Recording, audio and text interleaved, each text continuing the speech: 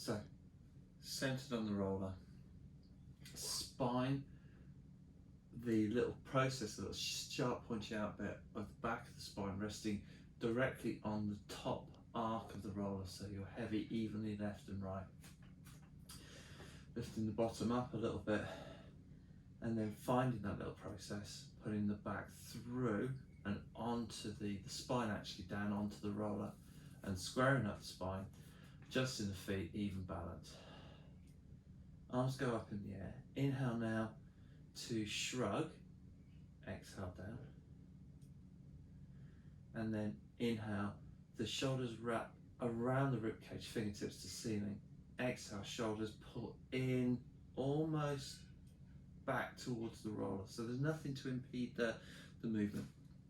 Same with a ribcage closure, so we're keeping the rib heavier through here. You'll probably feel a little bit more connected because of where the spine's being supported by the roller. And then as you exhale, let both arms go backwards, thumbs pointing backwards. And it's just controlling it. Now don't lose sight of the elbow in the peripheral vision. And then as you inhale, hold, and then as you exhale, bring them back up. And then we've got the inhale, and then exhale.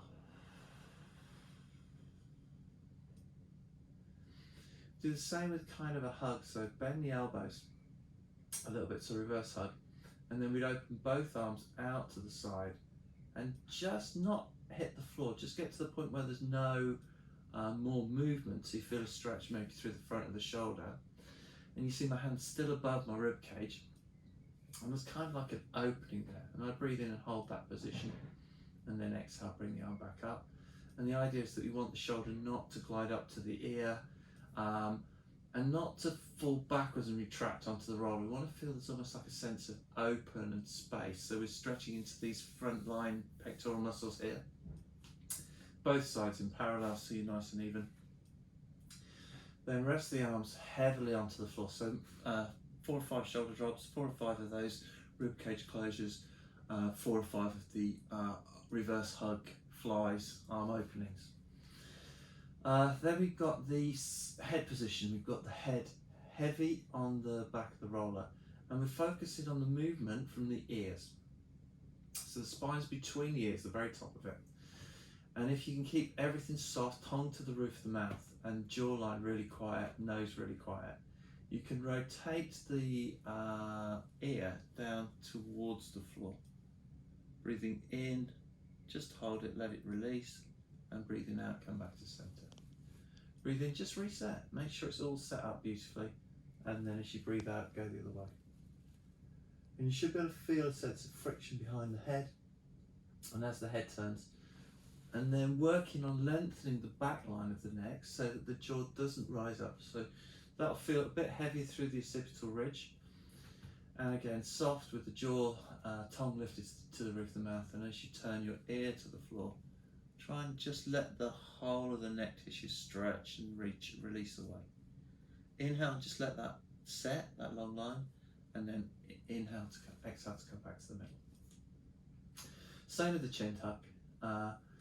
Head heavy, and it's almost like you push the back of the skull away to bring the chin down, and then release it. And again, we don't want the ribs to react, so we want, as you pull the chin down, we want to keep this nice and steady. And the same here, we don't want this to pitch into the floor as your chin tucks down. So think, trying to keep a little hollow into the small of the back, heavy through that lower rib section of the spine, and just chin tuck, pushing the jaw down, the head backwards, and then just feel that sense of length through the whole spine from the tail all the way to the head. Just take the hands just behind that occipital ridge, just behind the ear, into this little zone here, and then just with a gentle little bit of pressure, we're just almost pushing, like just the slightest compression. So it's like if you were just pressing just that really small bit into the heel of the hand. Fillet steak, medium, that kind of tension, if you know what that means. And it's just kind of just holding that little bit of compression into that zone, just behind the ear, base of the skull, side of the neck, and just about 4 or 5 breaths there.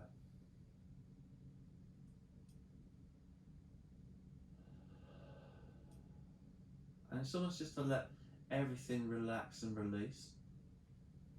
And then coming off, it's that long leg, the arm comes across and you just kind of protect the head a little bit as you come down. And then once you're down, make sure you stay supported and you can support the head again just to get yourself back in place. We grab like a little, one of those Tony balls, those little squidgy softballs, goes into that just kind of back of the posterior rotator cuff on the arm.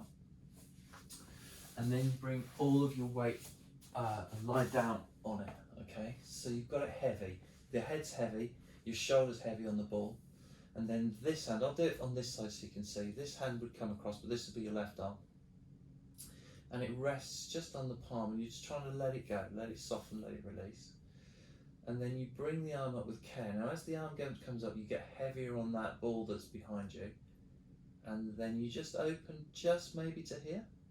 So you've got a little bit of shoulder rotation, not very much, and then you bring the arm all the way back down. So just breathing in and breathing out.